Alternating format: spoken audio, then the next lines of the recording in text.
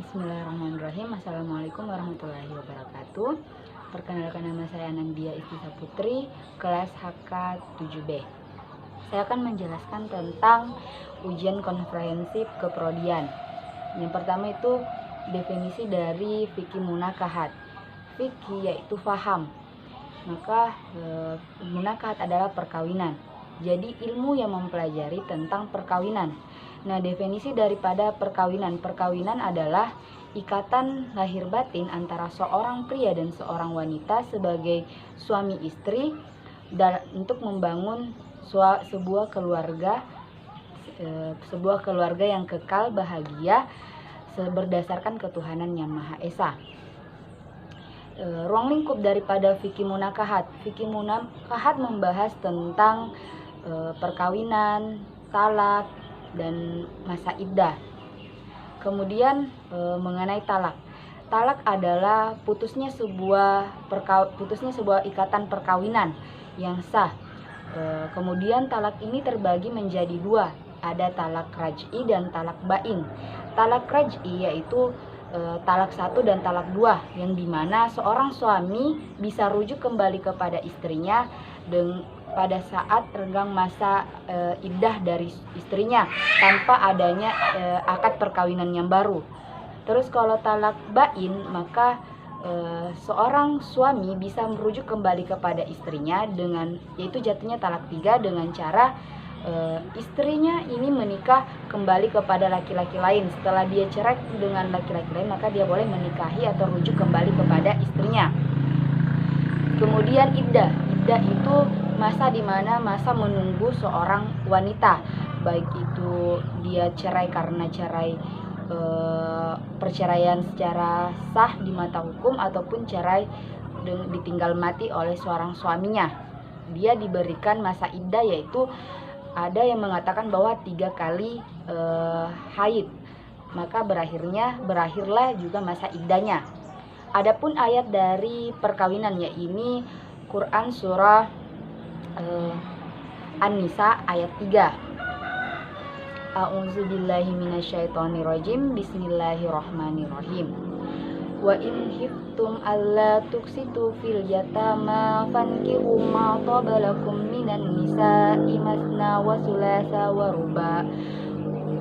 Wa in khiftum alla ta'dilu fawahidatan aw ma malakat aymanukum zalika adna alla ta'ulu, yang artinya, dan jika kamu tidak dapat berlaku adil terhadap hak-hak perempuan bila mana kamu menikahinya, maka nikahilah perempuan lain yang kamu senangi, 2, 3, atau 4. Tetapi jika kamu khawatir untuk tidak dapat berlaku adil, maka nikahilah seorang saja atau hamba sahaya yang kamu miliki. Yang demikian itu lebih baik daripada kamu berbuat zalim. Kemudian masuk kepada waris, fikih mawaris. Fikih mawaris ialah ilmu yang mempelajari tentang perpindahan harta waris seorang yang meninggal kepada ahli waris sesuai dengan ketentuannya.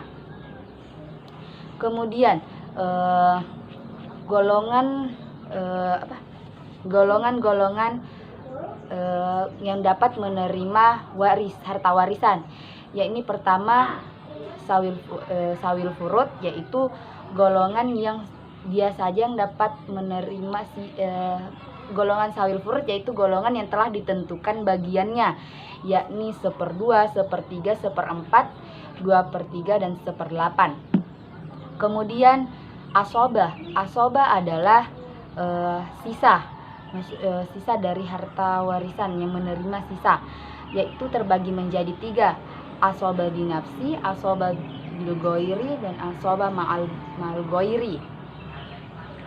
Kemudian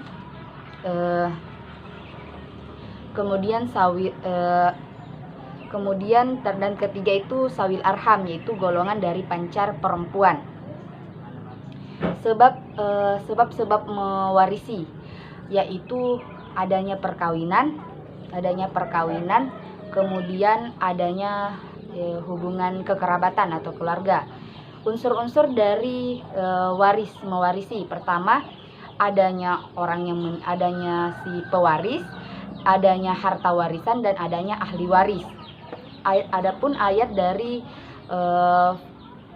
waris yaitu Quran surah An-Nisa ayat 7. A'udzubillahi minasyaitonirrajim. Bismillahirrahmanirrahim.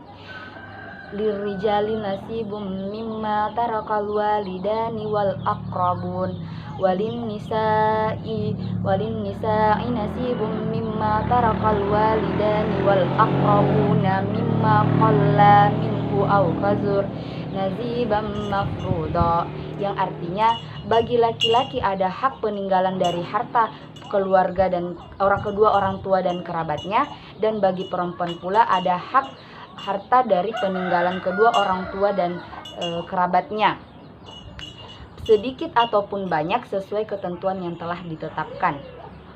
Kemudian masuk kepada definisi wakaf. Definisi wakaf. Wakaf secara bahasa adalah menahan. Menurut istilah, wakaf adalah menahan harta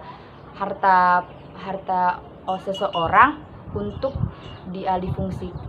untuk diberikan kepada untuk diberikan dan digunakan manfaatnya untuk banyak orang. Adapun ayat tentang wakaf yaitu Al-Imran ayat 92. A'udzubillahi minasyaitonirrajim. Bismillahirrahmanirrahim. Lan tanalu birra hatta tanfiqu minha tuhbitun tunfiqu min syai'in fa innallaha bihi alim, yang artinya kamu tidak akan memperoleh kebajikan sebelum kamu menginfakkan sebagian harta yang kamu cintai, dan apapun yang kamu infakkan tentang hal itu sungguh Allah Maha mengetahui. Kemudian masuk kepada definisi dari wasiat. Wasiat adalah memberikan seseorang semasa hidupnya mewasiatkan atau memberikan harta atau apapun itu secara uang ataupun barang kepada seseorang, baik itu keluarga ataupun orang lain. Tetapi wasiat itu ditentukan sesuai yang ketentuannya itu orang boleh berwasiat sepertiga daripada hartanya, harta warisannya. Kemudian ayat tentang wasiat, yakni ayat tentang wasiat. Quran surah Al-Baqarah ayat 180. A'udzubillahi minasyaitonirrajim. Bismillahirrahmanirrahim. Kutiba alaikum iza hadara ahadakum mu'tun inna taraka khairan illa wasiyatul lil walidaini wal aqrabina bil ma'ruf haqqan ala muttaqin, yang artinya diwajibkan atas kamu apabila maut hendak menjemput seseorang di antara kamu, jika dia meninggalkan harta, berwasiat untuk kedua orang tua, karib kerabat dengan cara baik, sebagaimana kewajiban bagi orang-orang yang bertakwa. Dan terakhir tentang definisi daripada hibah. Hibah ialah memberikan sesuatu kepada orang lain secara cuma-cuma tanpa mengharapkan balasan daripada orang tersebut. Adapun ayat tentang hibah yaitu Quran surah Ar-Rum ayat 38. A'udzubillahi minasyaitonirrajim. Bismillahirrahmanirrahim.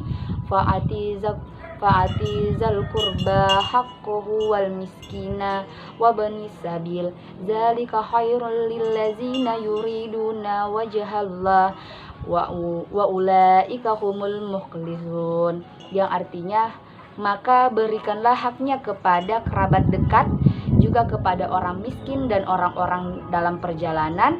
Itulah yang lebih baik bagi orang-orang yang mencari keridhaan Allah, dan mereka itulah orang-orang yang beruntung. Mungkin sekian pemaparan dari ujian komprehensif tentang keprodian dari saya. Wassalamualaikum warahmatullahi wabarakatuh.